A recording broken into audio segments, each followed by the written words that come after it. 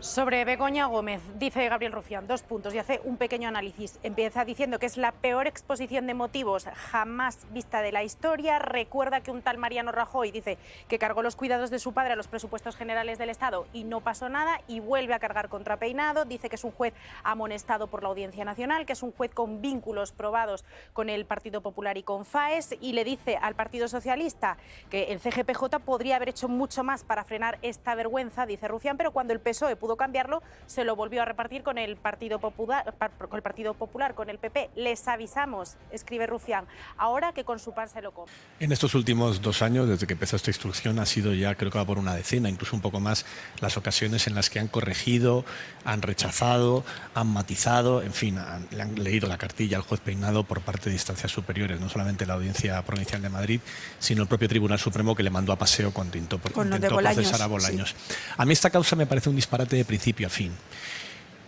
Un disparate. Si vas al origen de la investigación, estamos hablando en teoría de corrupción de los negocios, porque hubo una señora que aprovechó su peso dentro de la Moncloa como mujer del presidente del gobierno para lucrarse y para enriquecerse. Corrupción en los negocios exige negocio y por tanto lucro. Bueno, pues en 2 años de investigación el juez Peinado ha sido incapaz de encontrar el lucro, que es lo básico, el negocio. El negocio ya era raro porque estamos hablando de que todo el dinero iba para una universidad pública, porque todos estos dineros de empresas que colaboraban iban directamente a una universidad pública en situación económica muy ajustada, como saben perfectamente todos los madrileños, especialmente los estudiantes de esa universidad, de la Complutense. Pero es que además, cuando te pones a mirar los ingresos, las cuentas, que le han puesto por arriba y por abajo, te han mirado absolutamente todo, no ha quedado nada sin mirar. Bueno, pues estamos hablando de que en 10 años Begoña Gómez cobró 34.000 euros de la Universidad Complutense de Madrid. Es decir, que el plan de negocio y de gran influencia consistía en que cobraba de media en estos 10 años 500 euros al mes por las clases. Porque cobraba solo por las clases, no por esta cátedra universitaria que lleva mirando de por arriba y por revés el juez Peinado desde hace 2 años. A mí todo esto me parece investigar el robo de la nada, luego titulado así en un artículo que publicó en el diario.es analizando los 4 delitos que imputan a Begoña Gómez. El robo de la nada, porque te pones a mirar también, no, se ha apropiado de un software informático. Es falso, no se ha apropiado de nada. Registró el dominio y la marca, pero el dominio por instancias de la propia universidad. Se puso en marcha el registro de la propiedad intelectual, pero para la universidad. No se llegó a acabar, pero porque en medio se metió el juez Peinado a investigar todo esto. Pero estaba en marcha ese proceso para registrarlo para la universidad. Y es que además este software que acusan a Begoña Gómez de haber robado es un software gratuito, sin ánimo de lucro, que las empresas que colaboraron en él lo hicieron porque tenía un bien social. Era básicamente un cuestionario digital para que las empresas supieran cómo mejorar sus criterios de sostenibilidad medioambiental, los criterios de RSC, para así poder optar a ayudas públicas. No había ningún lucro posible en algo así. Simplemente por eso colaboraron las empresas, un proyecto sin ánimo de lucro para favorecer a las pequeñas empresas, por parte de una persona que estaba trabajando en lo que podía para tener algo de actividad por un sueldo miserable. Los sueldos miserables que paga la Complutense a casi todos sus profesores o a todos sus profesores. Ver en esto corrupción es, en mi opinión, en fin, incomprensible. Y sí lo han corregido en muchas ocasiones, pero también yo critico a la Audiencia Provincial de Madrid, que ha dejado algunos autos que para mí también son incomprensibles. Como considerar la malversación, se ha contratado a un asistente, como ha hecho absolutamente todos los presidentes del gobierno con su mujer, todos los presidentes de la democracia han tenido asistentes pagados por Moncloa para atender la agenda de sus esposas, ahora de repente esto es penalti. Y se dice que aquí ha habido una malversación porque esta asistente, de su jornada laboral de 40 horas por semana, dedicó 4 horas al año en escribir 20 correos contados, 21, para ayudar a la Complutense, porque el dinero, insisto, iba para la Complutense de Madrid sin ánimo de lucro. Esto es todo disparatado y me parece que habla muy mal de la justicia española que todavía esté abierta esta investigación. Ignacio González, magistrado, muy buenos días. Buenos días, Silvia. Porque luego dentro del escrito hay visos también de ciertos párrafos semejante a algún comentario típico de una columna periodística, por ejemplo, ¿no? Como esto del régimen absolutista que recordaría a Fernando VII.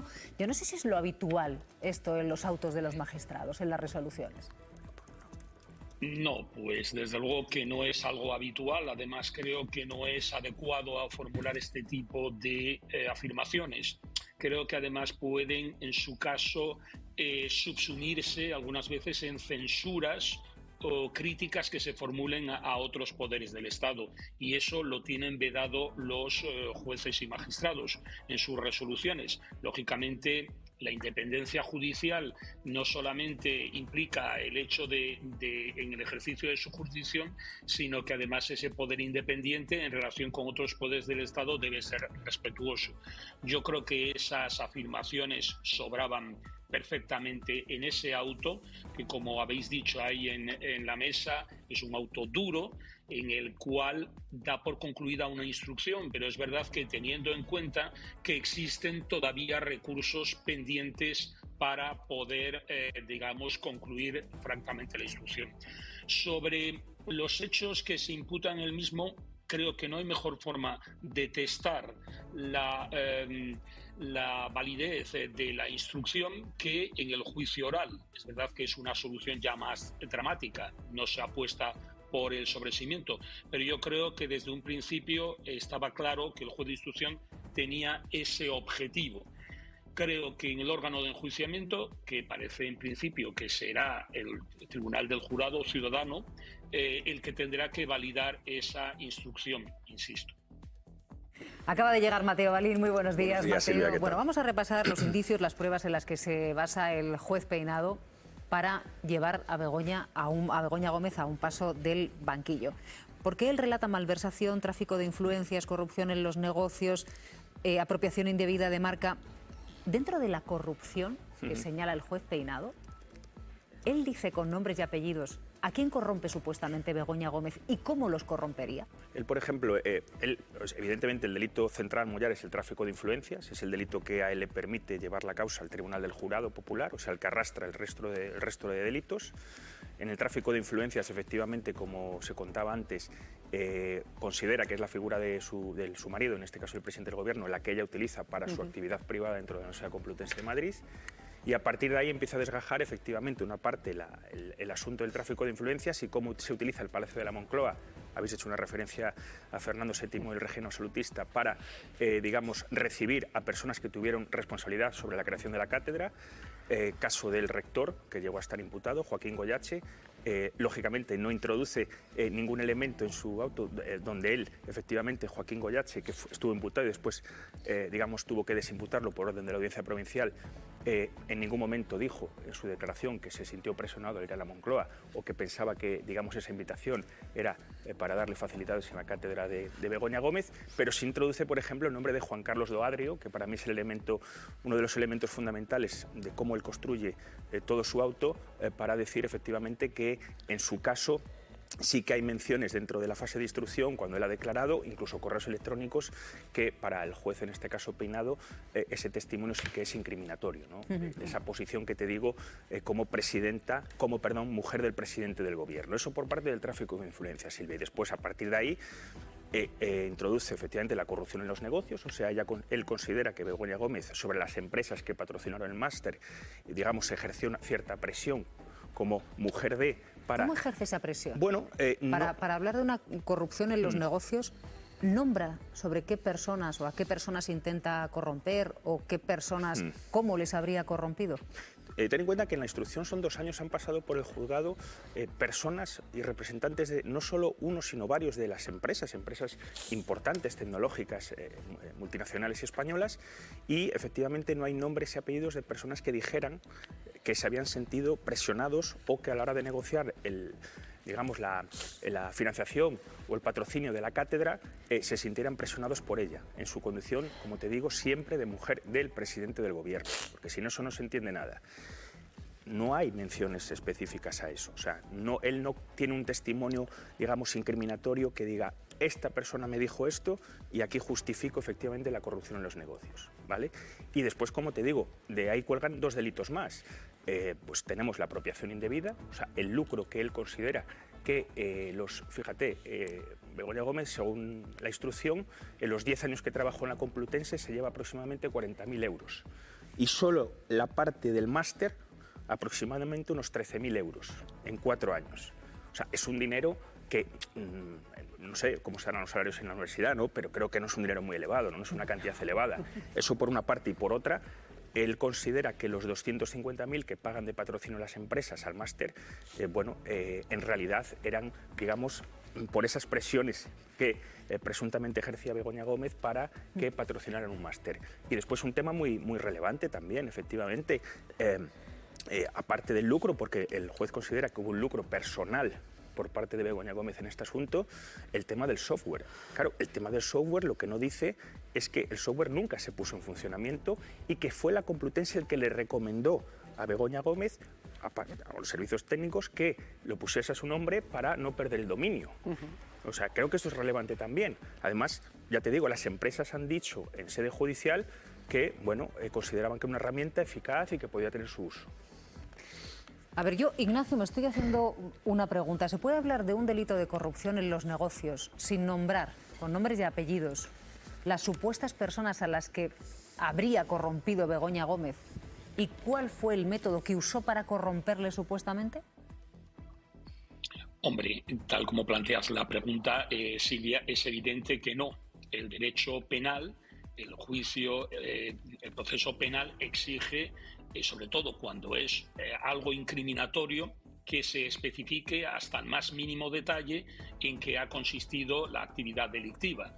Es evidente que en el proceso penal no se juega con conjeturas, ni sospechas, ni hacer hipótesis. Y si se plantean hipótesis, siempre tienen que ser en la hora de decidir, la más favorable al reo, en este caso a la imputada, que es la señora Gómez.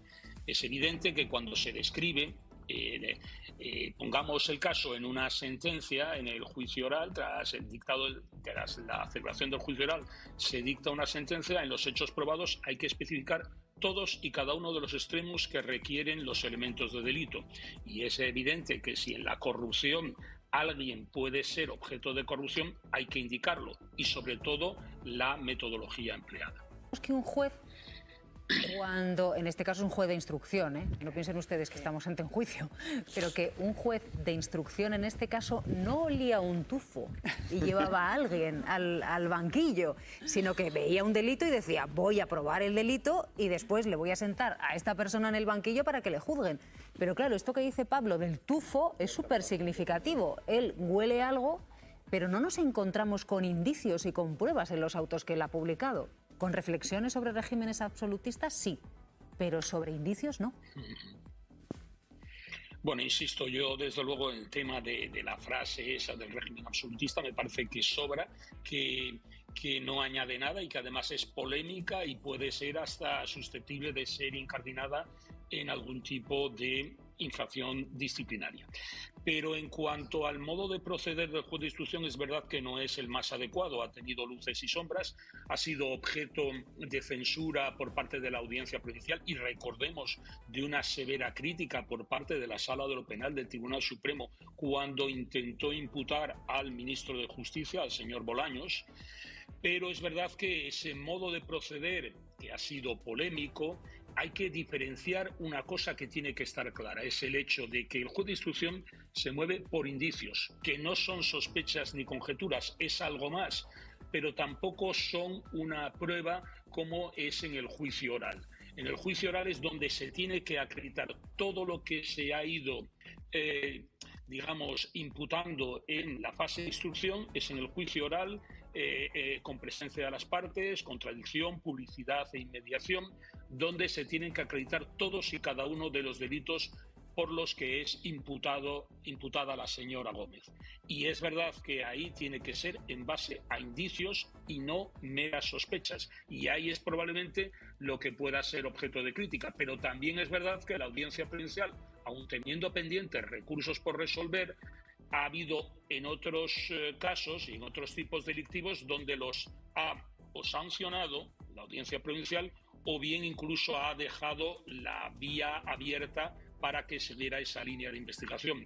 También, por añadir un punto polémico, es el tema de la apropiación indebida de marca, donde en principio el tipo delictivo, la apropiación indebida, se refiere a dinero, a efectos muebles y probablemente, como sostiene la defensa, el delito que trata de imputarle probablemente a la señora Gómez sería más bien incardinable en un delito contra la propiedad intelectual o bien la propiedad industrial.